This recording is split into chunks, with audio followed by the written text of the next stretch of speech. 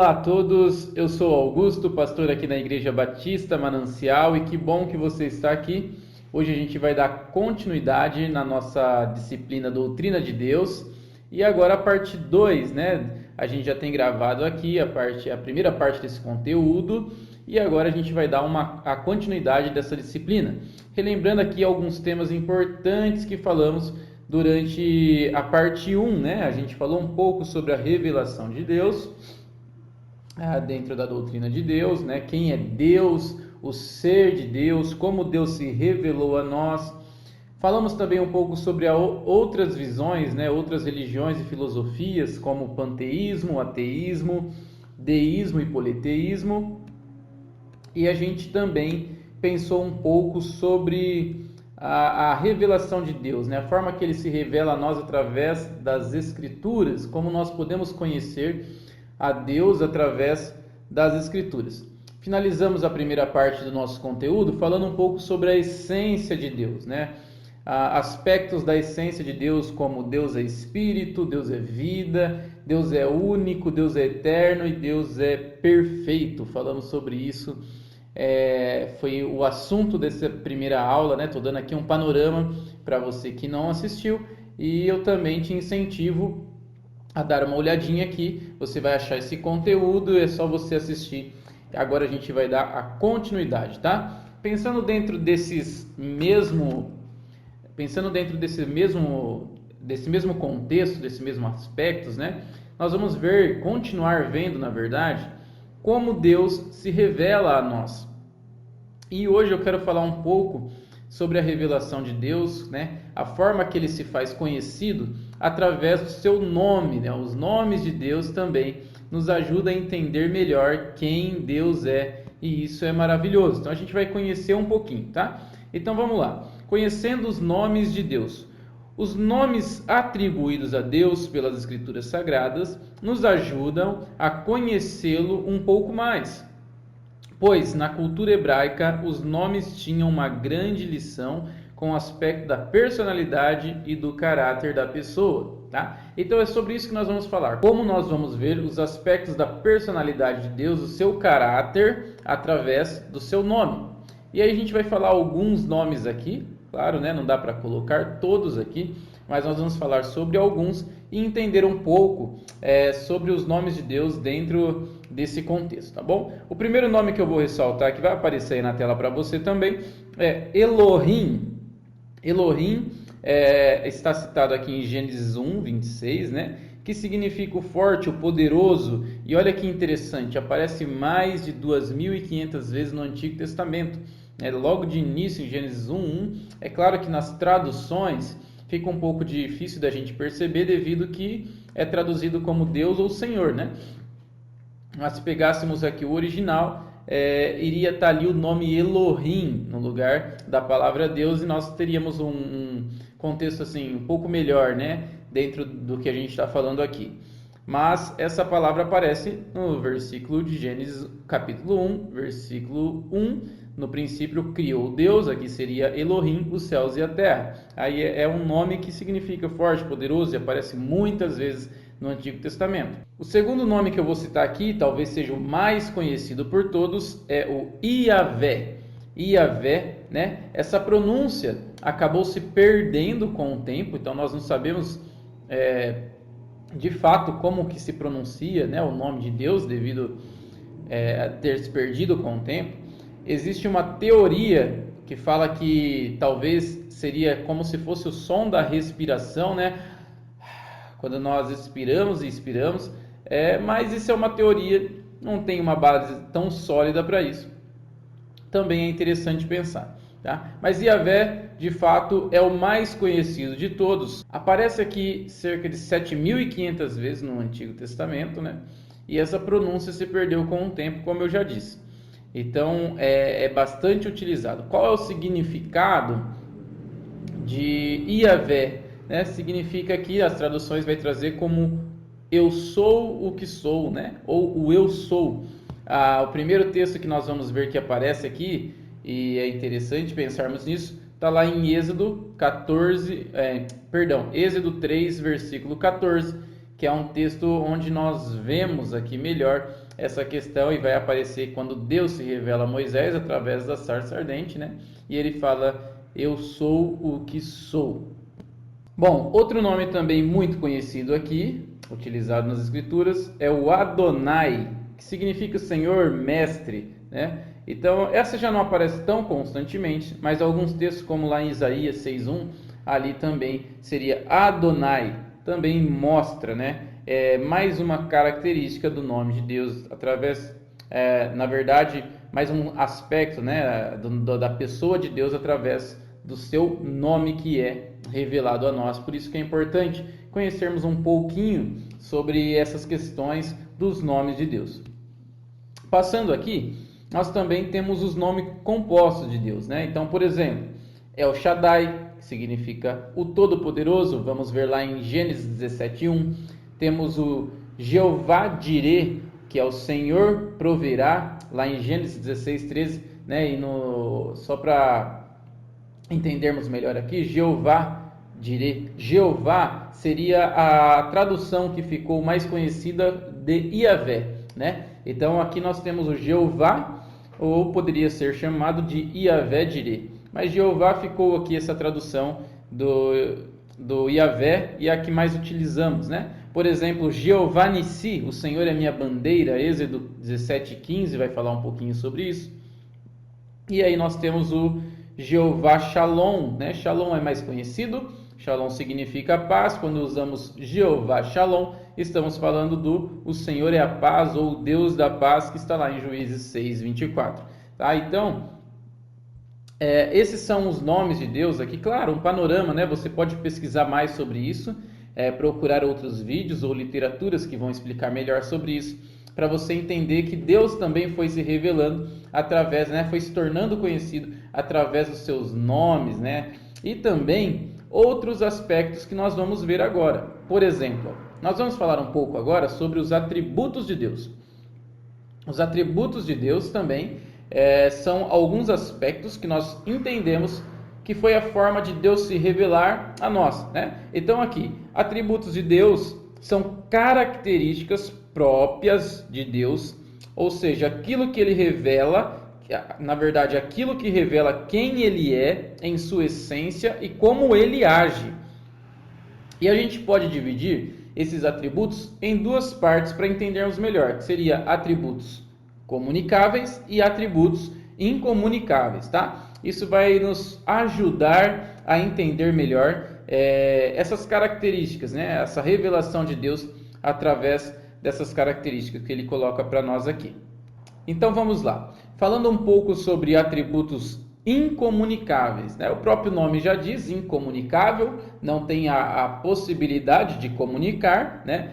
Isso significa que os atributos incomunicáveis pertencem somente ao Senhor. Ele não comunica com a sua criação, no caso conosco, tá? E aí nós vamos falar um pouco sobre esses atributos aqui. Vamos entender melhor. Isso nos mostra quem é o nosso Deus. Isso nos mostra a essência do nosso Deus, né? O quão poderoso ele é, o quão bom ele é, o quão onipotente ele é. Vamos ver um pouquinho? Ó, por exemplo, um desses atributos é a onisciência. O que seria a onisciência? Deus conhece todas as coisas, pois o seu conhecimento é perfeito e pleno, e sua compreensão é infinita, ou seja, não existe nada que ele possa ou tenha que aprender, né? Ou seja, Deus, ele tem ciência de tudo. Eu vou deixar aqui como descrição o Salmo 139, que é maravilhoso para mostrar a nós sobre a onisciência de Deus. E isso vai ajudar muito a você ter uma percepção melhor de como Deus é onisciente, né? Então o Salmo 139 ele vai trazer sobre isso. Nós não podemos se esconder de Deus. Deus está em todos os lugares. Deus sabe de todas as coisas. Não há nada que possa ser feito sem que Ele saiba, porque Ele, na verdade, é que planejou tudo que existe. Deus é onisciente. Por exemplo, nós temos outro atributo aqui que também pode ser encontrado no Salmo 139. E com certeza, se você ler aí o capítulo, não vou ler aqui para não estender muito a nossa aula, mas você vai ver essa característica da onipresença de Deus. Onipresença. Deus está presente em todos os lugares. Não existe um ponto no universo onde a sua presença não está.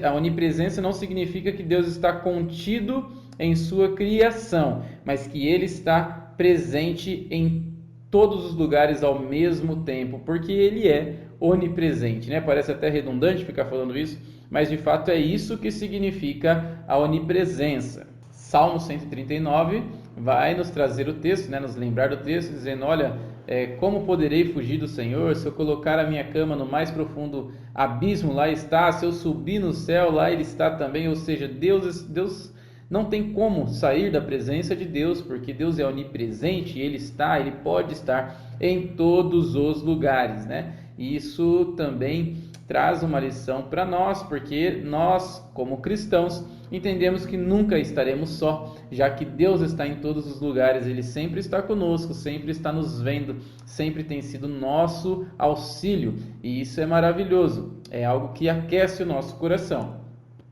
Da mesma forma, nós temos aqui agora a onipotência de Deus, né? Deus tem poder ilimitado, Ele pode fazer o que deseja, Ele pode fazer o que Ele bem quiser, porque o seu poder é ilimitado, Ele pode fazer todas as coisas, né? Isso é muito importante. O Salmo 139 também vai trazer um pouquinho sobre a onipotência de Deus,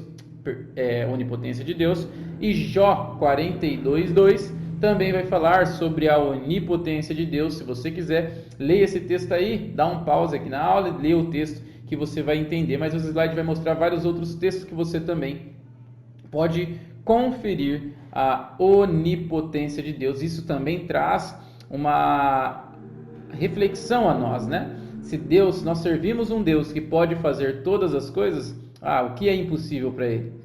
O que tem deixado o nosso coração aflito que seja impossível para o nosso Deus? Nada. Então nós podemos depositar nele nossa confiança, nossa esperança, porque sabemos se Ele quiser, Ele pode fazer todas as coisas, pois não há nada impossível para o nosso Deus. E isso é maravilhoso, né?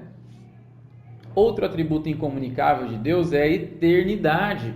Deus não tem começo e nem fim. Ele sempre existiu, porque Ele está acima do tempo, né? Apocalipse 1:8, se eu não me engano, vai falar: Ele é o alfa, o ômega, né? O início e o fim. Ou seja, Deus é tudo. Ele está além do nosso tempo. Ele é atemporal. Ele sempre existiu. É até difícil, né, falarmos um pouco sobre essa característica de eternidade, pensando que nós somos limitados, né? Nós não somos eternos. Nós somos limitados nesse tempo.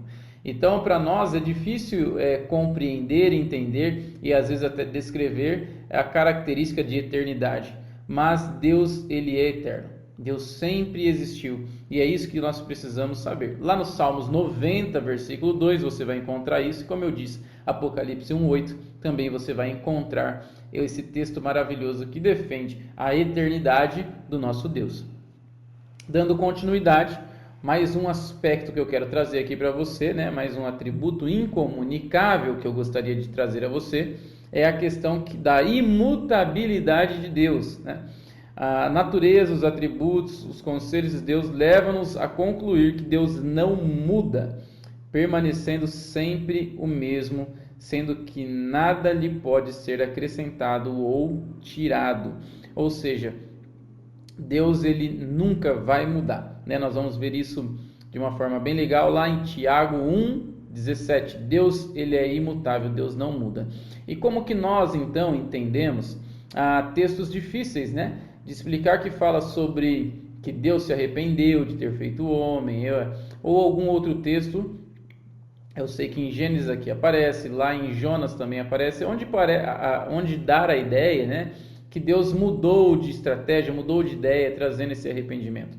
É claro que isso não pode ser comparado ao que nós conhecemos como arrependimento ou mudança de ideia, porque Deus, Ele é perfeito, né? Ele não muda. Então assim, pensa comigo, quando uma pessoa muda, ou ela muda para pior, ou ela muda para melhor. Então nós não podemos colocar esse aspecto em Deus, porque Deus é bom, Ele é perfeito. Então Deus não pode ser melhor do que Ele é, porque Ele é perfeitamente bom. E Ele também jamais ficaria pior, né? Ou seja, não faz parte da característica de Deus. Isso já nos faz entender que Deus não muda, tá? Mas quando nós temos esses textos na Bíblia que traz essa ideia, a gente precisa pensar em duas palavrinhas aqui um pouco difícil, mas para ficar melhor para o nosso conhecimento, que é antropopatia, que é quando nós atribuímos sentimentos humanos em Deus, ou seja, Deus está se revelando a nós e algumas palavras, né, elas se baseiam naquilo que nós sentimos para que a gente entenda melhor. Então, por exemplo, às vezes Deus é espírito, ele não é um ser humano como nós, ele é espírito. Então, é atribuído algum sentimento a Deus, isso chama antropopatia, para que a gente consiga entender de fato ali, né, faz parte da revelação, entender um pouco melhor da revelação de Deus. E também uma outra palavrinha que se chama antropomorfismo, que é quando é atribuído características humanas de Deus. Por exemplo, a mão de Deus, o olho de Deus, né? Então, assim, nós sabemos que Deus é espírito, ele não tem essa característica humanas, né, físicas. Então, quando isso acontece, isso é um antropomorfismo, para que nós consigamos entender melhor sobre a revelação de Deus. É por isso que muitas vezes nós vamos lidar com esses textos aqui que parece, né, que Deus se arrependeu, mas não é. É de fato ali uma forma, uma expressão mostrando, né, para que a gente entenda melhor a sua revelação. Mas se você pegar o texto a fundo, você vai entender que ele não quer trazer um arrependimento como um arrependimento humano, mas sim demonstrar ali, né, pelo menos no texto de Gênesis, por exemplo, demonstrar que aquele não era o plano de Deus, uma tristeza, né, como Deus estivesse olhando o seu plano, a sua criação, e visto que não era aquilo que ele queria de fato, né? Mas não que Deus se arrependeu igual o arrependimento humano. Mas eu desafio você a pesquisar um pouco melhor sobre isso, você vai entender onde eu estou querendo chegar aqui, tá bom? E agora a gente vai passar para os atributos comunicáveis, né? Os atributos comunicáveis são qualidades de Deus que de alguma forma podem ser refletidos ou compartilhados com o ser humano. Ou seja, são atributos que tem em Deus, porém Deus decidiu compartilhar conosco e também nós temos esses atributos. Claro que nós não conseguimos agir com esses atributos perfeitamente, né? Como Deus faz, porque somente Deus ele é perfeito em todos os atributos, em toda a sua essência. Então Deus é perfeitamente bom, perfeitamente amoroso, perfeitamente misericordioso. E nós, de fato, somos falhos, mas nós conseguimos expressar, sim, de certa maneira, esses atributos comunicáveis. Por exemplo, nós temos aqui o atributo da santidade. Deus é absolutamente santo, perfeito, puro, íntegro em sua natureza, em seu caráter, e por isso ele está separado de tudo que é mal e impuro, e ele exige que nós também tenhamos, né, de fato, um caráter santo, né? Nós venhamos ser retos. Lá em 1 Pedro 1,16 vai falar sobre isso, né? Sede santo, pois santo é o vosso Pai que está nos céus, tá? Então é importante a gente entender que nós também precisamos andar em santidade, precisamos trilhar o caminho da santidade para agradar a Deus, e esse é um atributo que o Senhor deixou para nós. Por exemplo, Deus é amor, né? Ou seja, ele é o amor perfeito, e nós também podemos amar, nós também podemos comunicar esse amor, nós também podemos demonstrar esse amor. Então veja, lá em 1 João 4,8 diz: quem não ama não conhece a Deus, porque Deus é amor. E se Deus é amor, nós também podemos amar, tá? Também temos aqui, Deus é justiça. E justiça também é um atributo que ele comunicou a nós. Deus sempre faz o que é certo e nos chama a praticar essa justiça. Confira lá, Salmos 145, 17, e você vai entender que de fato isso faz parte do plano de Deus para nós. Nós também podemos ser justos, tá? Andar em justiça, e isso é o que Deus quer de nós. Assim também como misericórdia. Deus é misericordioso. Eu amo esse texto, Lamentações 3:23. As misericórdias do Senhor é a causa de não sermos consumidos, né? Então nós vemos aqui que Deus é misericordioso. Sendo Deus misericordioso, nós também devemos praticar, né, ser misericordioso com os outros também, né? Nós temos também aqui a bondade. Bom, Deus é bom em tudo que faz e nos chama a refletir essa bondade. Lá em Salmo 145, verso 9, vai falar, né, sobre a bondade de Deus. Deus é bom em tudo o que faz. Temos também a verdade, né? Deus é a verdade absoluta e nos chama para viver em verdade. João 17:17 vai falar, né, vai trazer a nós à luz esse texto da verdade de Deus, nos fazendo entender que nós precisamos praticar a verdade, né? Andarmos de forma verdadeira diante de Deus e diante dos outros. E por fim, nós temos também fidelidade. Deus é totalmente confiável e cumpre tudo o que promete, né? Nós devemos também sermos assim. E aqui o nosso último da aula de hoje é paciência, né? Ou seja, também longanimidade. Deus, ele é paciente. Deus, ele suporta o homem com misericórdia e nós devemos também ser assim, né? Exercemos a paciência. Isso é importante, nos faz refletir também no fruto do Espírito, né? Lá em Gálatas 5, e nós precisamos entender um pouco melhor sobre isso e começarmos a de fato praticarmos isso, né? Isso precisa ser uma verdade diária na nossa vida, nas nossas ações, na nossa conduta, né? E assim, de fato, honraremos e refletiremos a glória de Deus. Queridos, por hoje é só, tá bom? Espero que você tenha gostado desse conteúdo. Qualquer dúvida você pode deixar aqui nos comentários e vai ser uma bênção poder servir você. Deus abençoe. Até a próxima aula, finalizando, né, com a última parte do conteúdo da doutrina de Deus. Vamos falar um pouco sobre a Trindade e assim finalizar essa disciplina. Abraço, tchau, tchau.